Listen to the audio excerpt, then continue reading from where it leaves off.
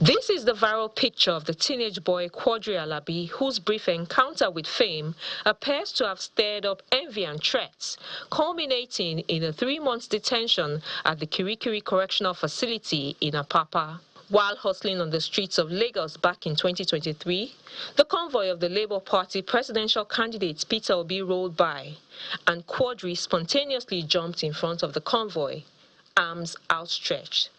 It was a picture that resonated with many, especially supporters of the presidential candidate.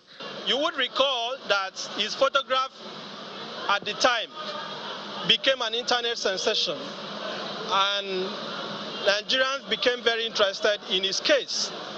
Following that, a lot of people made donations to him, and his matter was widely reported.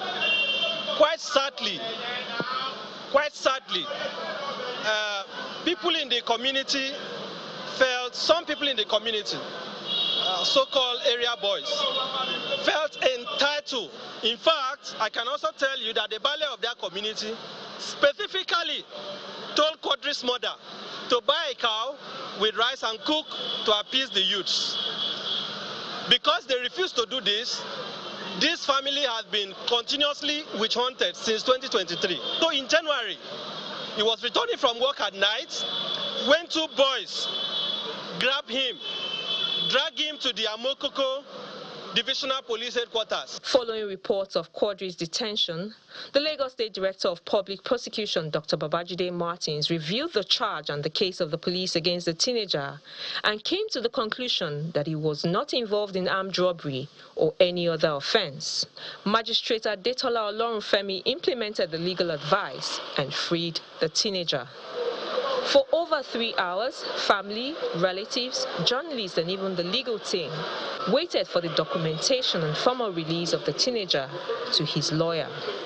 The same people behind his travels, they have not left Nigeria, they have not left Lagos, they are still within that community.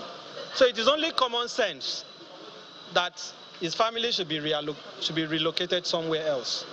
So we'll be appealing to Nigerians of good conscience. Please extend a hand of help to this family.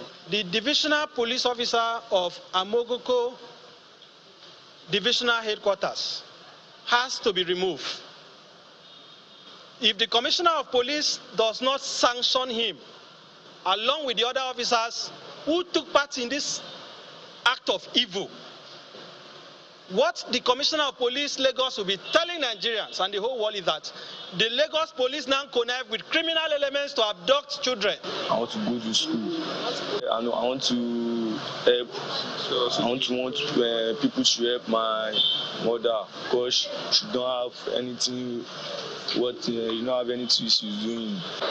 For many Nigerians, Quadri's case is another painful example of the weaknesses of the institutions, particularly the police force and the justice system. Revisiting the juvenile justice system and the criminal justice system might be a good place to start the reform. Shola Shoyeli, Channels Television News.